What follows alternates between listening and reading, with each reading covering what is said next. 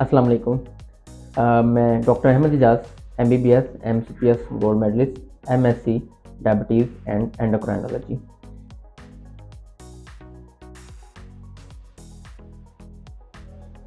अस्सलाम वालेकुम डॉक्टर साहब। डॉक्टर साहब, मेरी फैमिली में शुगर पेशेंट हैं,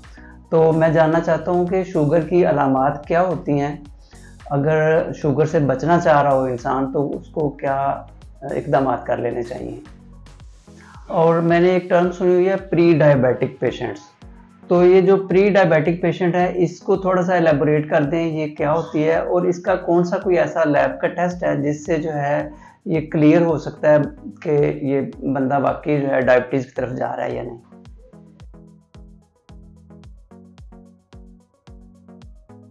आज हम जिस टॉपिक पे एक छोटा सा क्लिप बना रहे हैं वो बहुत कॉमन हमारी डिजीज़ है जो बड़ी तेज़ी से ग्रो कर रही है, स्पेशली पाकिस्तान में और जो एशियन कॉन्टिनेंट है, वो कॉन्टिनेंट है उसमें उसको हम ज़ियाबतीस भी कहते हैं, शुगर भी कहते हैं और डायबिटीज़ मेलाइटस भी कहते हैं। ठीक है, आज हम इस मौजूद पे बात करेंगे कि ये कैसे फैलती है, इसकी अलामात क्या हैं, हम कैसे जानेंगे कि हमें शुगर हो रही है या हो चुकी है और कब हमें डॉक्टर के पास जाना चाहिए। तो बहुत कॉमन सी जो अलामात जो तकरीबन हर बंदे को पता है कि उसमें आपको प्यास ज़्यादा लगनी शुरू हो गई है, बंदे ने पानी ज़्यादा पीना शुरू कर दिया। दूसरा, उसको पेशाब ज़्यादा आना शुरू हो गया, वो पहले अगर दिन में 2-3 दफ़ा करता था तो वो उससे ज़्यादा 5-6 दफ़ा या रात को भी उठना पड़ रहा है पेशाब करने के लिए बार बार। तीसरा, उसे भूख बार बार लग रही होती है, उसने खाना खाया होता है लेकिन घंटे बाद 2 घंटे बाद उसको दोबारा वही एक कैफियत होनी शुरू हो जाती है और बात इतनी ज़्यादा होती है कि उसके हाथ पाँव फूलने शुरू हो जाते हैं, दिल घबराना शुरू हो जाता है जब तक वो कोई चीज़ खा नहीं लेता। ये थी वो कॉमन चीज़ें जो हर बंदे में तकरीबन किसी में ज़्यादा किसी में कम होती हैं, लेकिन ज़रूरी नहीं है कि ये 3 अलामात हों ही तो शुगर हो। इसके अलावा अगर आपका वेट कम होना शुरू हो गया, ठीक है, आप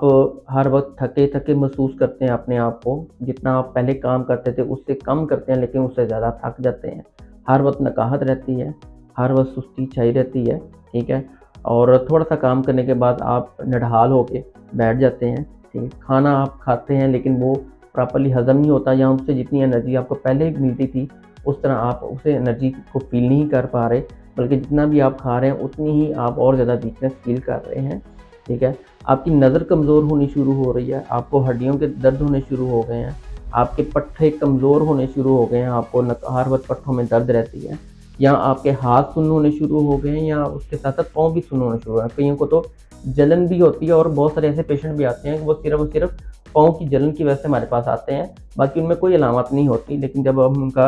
HbA1c करवाते हैं या दूसरे जो शुगर के टेस्ट होते हैं वो करवाते हैं तो वो काफ़ी पुरानी उनके अंदर से शुगर निकलती है। ठीक है, तो ये सारी चीज़ें सिर्फ इस चीज़ों को सब सामने ना रखें कि मुझे अभी प्यास नहीं लग रही ज़्यादा, मुझे ज़्यादा पेशाब नहीं आ रहा तो मुझे शुगर नहीं है। लेकिन अगर आप ओवरवेट हैं, अगर आपके खाने पीने के टाइम सही नहीं है, अगर आप जंक फूड यानी कि जो बाज़ारी खाने हैं या फास्ट फूड है या कोल्ड ड्रिंक्स है, ये आप बहुत रूटीन से या ज़रूरत से ज़्यादा इस्तेमाल करते हैं और काफ़ी अर्से से इस्तेमाल कर रहे हैं, ठीक है, आपकी ज़िंदगी में मॉर्निंग वॉक नहीं है, सुबह की सैर नहीं है, तो अपने आप को समझ लें कि हम उसी तरफ बड़ी तेज़ी से भागते जा रहे हैं। ठीक है, तो इसलिए ज़रूरी नहीं है कि आप बीमार हों तो फिर ही अपने डॉक्टर को विज़िट करना है। अगर ये सारी चीज़ें आप में महसूस हो रही हैं तो आपको फ़ौरन अच्छे मॉलज से जो इस शोबे का माहिर हो उससे ज़रूर रब्ता करना चाहिए। अब इसमें क्या आपका फ़ायदा होगा, इसमें 2 कैटेगरीज़ होती हैं। एक होती है प्री डायबिटिक, यानी कि ऐसे पेशेंट जिनको भी शुगर हुई नहीं है लेकिन हो सकती है, यानी उनमें वो सारी चीज़ें डेवलप हो रही हैं,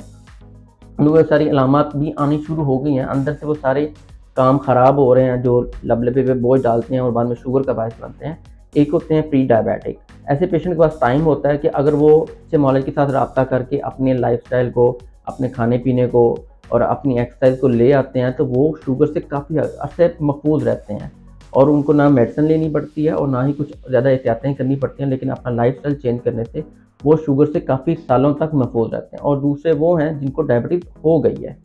अब हो गई है तब भी हमें फ़ौरी मालिज से रब्ता करना चाहिए ताकि हम उन चीज़ों को, उनसे, उस बीमारी से जो कॉम्प्लिकेशन हो सकती हैं, जो बाद में और मसाइल पैदा हो सकते हैं, बिनाई जा सकती है, आपको हड्डियों के मसाइल पैदा हो सकते हैं, आपको दिल के मसाइल पैदा हो सकते हैं, ब्लड प्रेशर हो सकता है,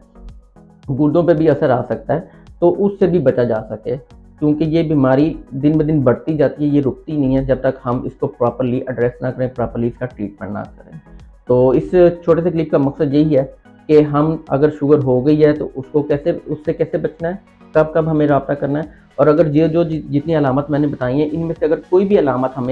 महसूस करना शुरू करेंगे कुछ अर्से से ऐसे हो रहा है, तो हमें क्या करना चाहिए, और फ़ौरन मालिक से रब्ता करके, किसी भी अच्छे डॉक्टर से रब्ता करके जो इस शोबे के माहिर हैं उनसे रब्ता करके अपने फ़ौरन ज़रूरी टेस्ट करवाने चाहिए जो डॉक्टर साहब एडवाइस करें, और उसके मुताबिक अपनी सेहत का ख्याल रखना चाहिए और इस बीमारी से अपने आप को महफूज रखना चाहिए।